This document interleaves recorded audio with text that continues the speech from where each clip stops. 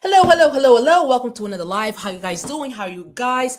As you know, this week we're talking all about niche and niches and all of those things because it's important. And I know that you're sick of and tired of listening to this or people telling you how important the niche is, but you're still not grasping exactly how to do it yourself. So on Monday, I went through exactly what is a niche anyway? Like what is it and what is and what is not, right? So that's what the video that I did on Monday. Yesterday, Tuesday, we talked about the real dangers of being broad because I feel that some coaches that go, yeah, my niche is broad, but hey, that's it is what it is. Well, it cannot just it's not what it is because that's really the detriment of the lack of success you have in your coaching business, right? So I covered that yesterday. And today, as you see by the title, we're talking about the three-part formula that's for choosing a profitable niche. So I'm going to go through that with you today. And really just get to things started. So if you haven't watched those videos, wherever you're watching this video, go back to video number 2, video number 1, so you brought up to speed, so you can at least have those foundations there, right? Something very important. Your niche doesn't have to be complicated. In fact, there's this 3-part formula that works every single time. Who, problem, result. Easy. What I talked about yesterday is a lot of coaches think that a niche is simply a word or two, and that's where you get stuck because you feel like, oh, my niche has to be just 2 words, so I'm a mindset coach. No, that's your title. Yeah. So we covered that yesterday and the day before as well. Most coaches really overthink this niche thing. They think that it needs to be a perfect sentence or some magical title.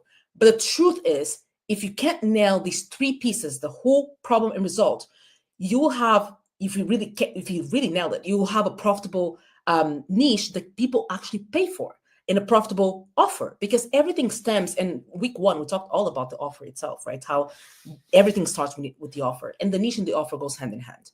So the problem with guessing your niche is that many coaches really pick niches based on their passion. They go, well, I love mindset, so I'll just be a mindset coach. Or they pick based on identity groups. They go, oh, I help women, or I help busy women. Or they say vague and they say, I help people live their best lives. I'm always giving that one because that's the one that I hear most. Or I help women feel empowered, Or the result of all those things that you have no urgency, you have no differentiation in the market, and also, of course, no paying clients. So your niche needs to solve a real problem that people will pay for to fix. So here's the 3-part formula that I want you to implement in your niche. Part 1 is the who, the person you serve. Not everyone, not women, because those are still very broad. Be specific, either to a role, to a stage in their lives, to an identity, or a situation. So, for example, busy lawyers, new moms, women in tech leadership, or divorced dads in their 40s. You see that all of these, they're either a role that they have, a stage of life where they're at now, an identity that they subscribe to, right? New moms, for example, which can be a stage of life or identity, and also a situation where they find themselves in now. So define your who. The best way you can define your who is that most of the people that I work with, when I work with them one-on-one, especially the personal development coaches, you're trying to help someone that was you 5 years ago or however long it was, right? So think about who you were at that time. So maybe that's how you can find your person. But at the same time, let me just say something that is really real. I'll just quote what was said to me, so I don't seem that harsh. But one of my early mentors, he said, Sally, don't sell to broke people, right? Because your business needs to make money at the end of the day. So for example, if you were a college kid, right, don't sell to college kids now, because they're more than willing to work with you. They just don't have the money to pay you, right? So make sure they're also smart and really strategic when it comes to the people that you're targeting. Of course, selling to a busy lawyer or selling to college kids, of course, you're going to have more of a purchasing power from a busy lawyer than a college kid, right? So that's part 1, and then define your who. Part 2, the problem, right? The pain point you solve has to be urgent and top of mind, right? For examples of this is like burnout and exhaustion, people pleasing and lack of boundaries, or people who are overeating or stress eating or feeling stuck in their careers. It needs to be a problem that, like, if they don't fix it in like a year's time, it's gonna be it's bad, right? It cannot just be like, oh, I'll help you build a good morning routine. Well, is it a big pain point, right? But we can add context around it, right? So the fact you build a better morning routine is what's going to lead you to have stop burning out and feeling exhausted. So there's context around it. But the important thing here is that define that problem being a pain point that you can solve, right? And I give you the examples already. So that's part two. So part one again was the who, part two, the problem, part three, the result, the transformation that they want. Make sure that it's tangible, specific, and also desirable, something that they actually want. Not just, you want to make sure that, there's, I'm sure that I'm going to talk about this eventually, but the different levels of awareness, right? There's some of you, they're talking about a problem that your target audience is not aware that that problem exists. They're like, well, that's not my problem, because they haven't. Some people that you're talking to, they're living with the symptom and they're labeling the symptom as the problem. So when you talk about the problem, they go, wait, that's not for me. I don't know what you're talking about. But they're living with the symptom. So you want to make sure that if whatever the symptom that they're feeling now, you talk about the symptom, not the overall problem. For example, I'll just give you the example of people pleasing. Okay, that's someone that is aware that that's the problem. But then if someone says, I'm feeling always exhausted, I'm not putting myself first, then you know that, okay, because you constantly keep people pleasing. So yeah, you definitely want to make sure that you speak to a problem that they're feeling right now, right? So their current experience. The third part of this is the result, the transformation that they want. Again, what I was telling you is there needs to be tangible, needs to be specific, and also desirable. So for example, lose 20 pounds without fat diets, or lead with confidence and authority, or rebuild energy and feel like themselves again, or find love after divorce. So if you put it all together, you have, I help the who, the target audience, solve the problem so they can the result. So if you put everything together, I help who solve problems so they can result, right?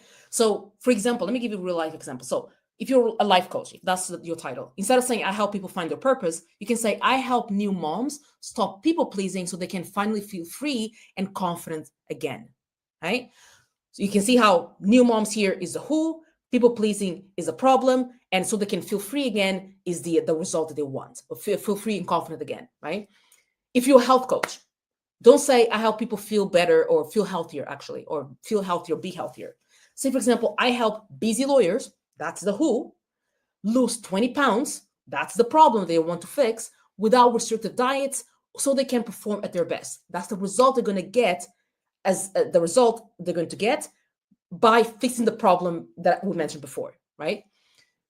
If you're a leadership coach, for example, instead of saying I help women step into their power, right, or find their purpose, whatever it is, or feel more empowered, you can say I help women in tech, right? Or for example, one second. So you can say, for example, I help women in tech leadership, right? So that's even more specific. Overcome self-doubt. So women in tech leadership is your who.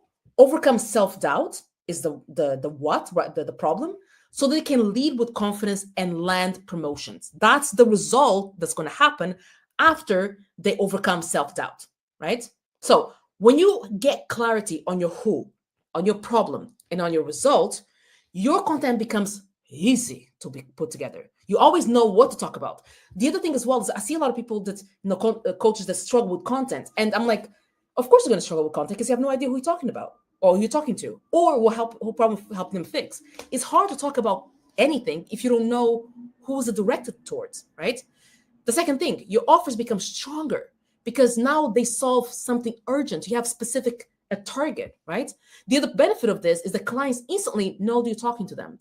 There's nothing worse than talking to the world and no one kind of looks for you. Think about like this is fishing. If you know exactly which fish you want, which bait go for, where they swim, catching them becomes predictable because you know exactly. So you know what fish you're looking for, you know which bait they usually go for, and you know where they are. Catching them will become like a predictable thing. Catching tunas left and right. Okay, so basically that's what I wanted to go over with you today. So a profitable niche isn't just about your passion alone, right? It's about, you have to be strategic. You need to understand your who you serve, the problem that they have, and the result that they want, right? So tonight I really want you, and I had a couple of people to I didn't get the permission to share them. I didn't even ask. So that's why I'm not going to do it. We're not going to do it. But if you want, you can leave them in the comments and I'll definitely review it, or you can send me a DM. So I had a couple of people DM me, or their position statements, and I give them feedback. So if you feel more comfortable with that, no problem at all. So I'll highly recommend, if you're struggling with this whole niching thing, because I understand it can be like a pain, make sure that you do that, right? So either leave a comment, because I'm more than happy to give you feedback. Tomorrow, I'm going to give you tomorrow's video. This week is all about niching down. I'm going to give you some examples of strong coaching niches in the life coaching, health, leadership, and etc. So that you'll see the real application of this. Like I gave you some examples, but I wanted to give you more examples because you can use them. Okay, hope this was helpful. If it wasn't, I'm sorry. But as a good Portuguese, we always end anything with a big kiss, a big hug, and I'll see you on the next one. Bye.